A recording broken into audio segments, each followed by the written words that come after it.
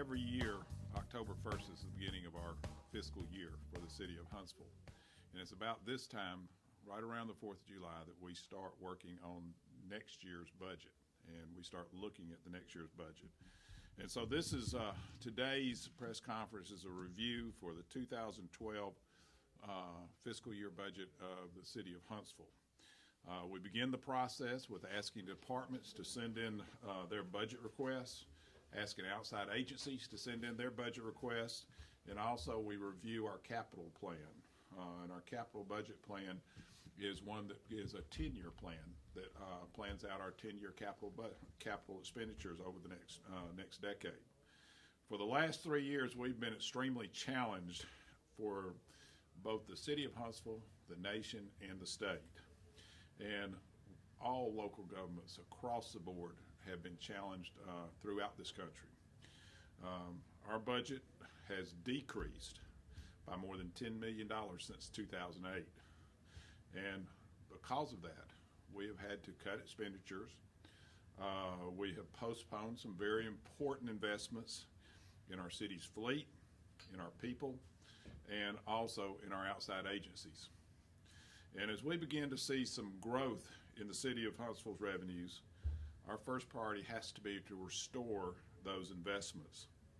And in this budget, we will address the anticipated expenditures and where they will come. Number one, our fleet. When you look across the board, we have police cars, which have over 300,000 miles on them.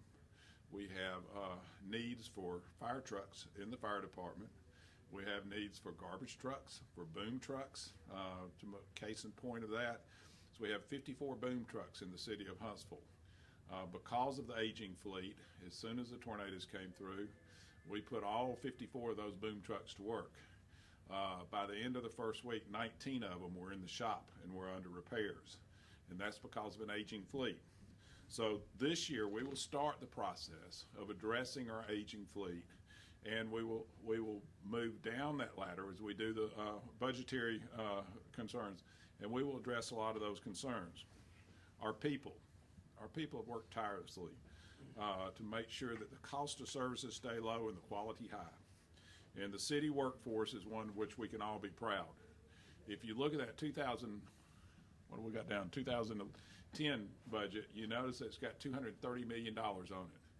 That $230 million budget, if you remember, 2 years ago, we projected a $14 million deficit.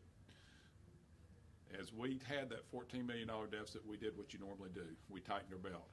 We closed down city expenditures. We had a hiring freeze. We didn't buy fleet.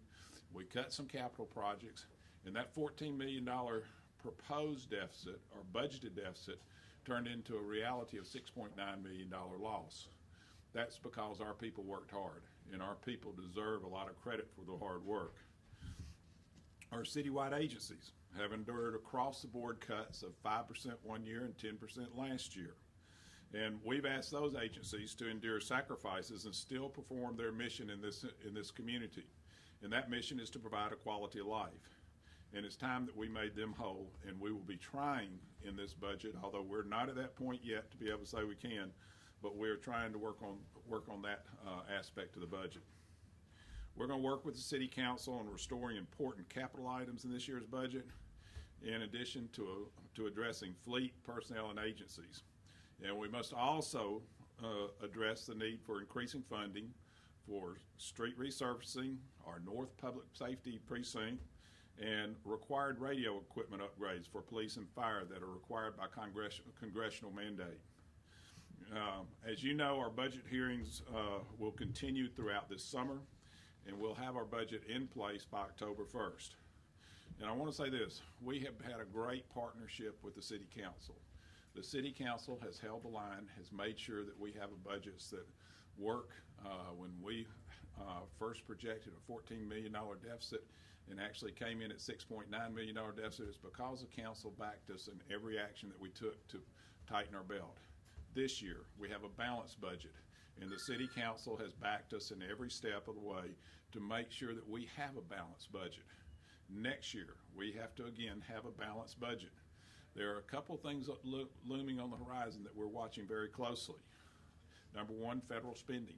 Where's the federal government going to be next year when we start having federal spending, and how's that going to affect Redstone Arsenal, Marshall Space Flight Center, and the Huntsville area? Number two, one of the constant themes in Washington is the possibility of a double-dip recession.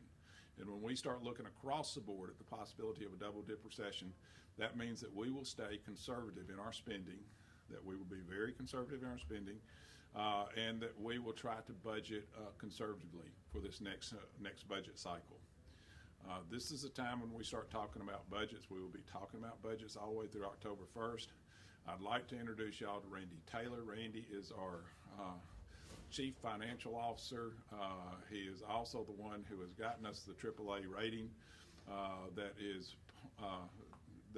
We are one of 26 communities across the small number of communities that have the AAA rating. And the reason we have a AAA rating is because of people like Randy Taylor who make sure that we spend our money wisely. Randy, you want to address the budget? Thanks, Mayor. He's always kind in his remarks, but as we tell him often, we just work here. It's the mayor and the council who actually have to do the hard work and make the difficult decisions. The mayor has covered the issues that are facing us in 2012 very well. You can see some of what he's talked about illustrated on the charts. The last 3 years has been a very difficult period for the city and many other places. Fortunately, not as difficult as it still is in lots of places where they're still stressed in a variety of areas.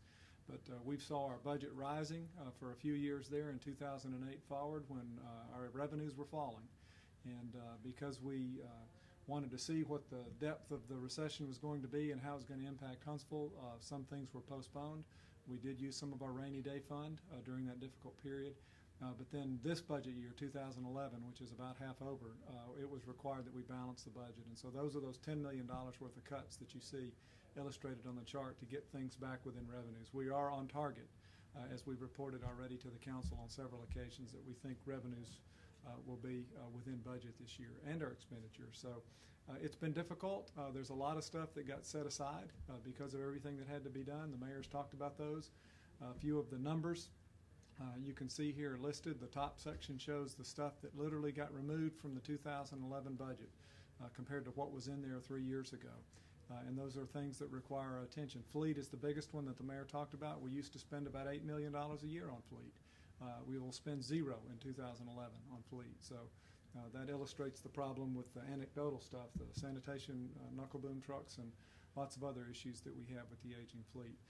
The list at the bottom shows some of it is repetitive, but it just shows the things that are have the mayor's attention as he listens to the departments and talks about what needs to be included in his proposal for next year. Some really large numbers on there, so things are better in Huntsville, but we still have some budget recovery actions to take as we look back to funding the things the city needs to fund. Thank you, Randy. You know, if you look at and I would call it a pent-up demand on infrastructure that we have listed here, these are the items that have to be funded over the next 3 to 5 years. And they are items that we will take slowly but surely, and we will address those. But we know that this year's budget has some caveats to it. This year's budget, and every time you do a budget, it is what I would call a planned guesswork at where you're going to be expenditure-wise, where you're going to be income-wise. And we use history to tell us where we should be in each of these cases, but it is still, once you get down to it, a final budget is guessing at what the future is going to bring you. So we're going to play this budget very conservatively because we feel like that's the most important thing for our community. We want to make sure that we stay with a balanced budget, and we also want to make sure that we still meet the needs of what's necessary out there in the community.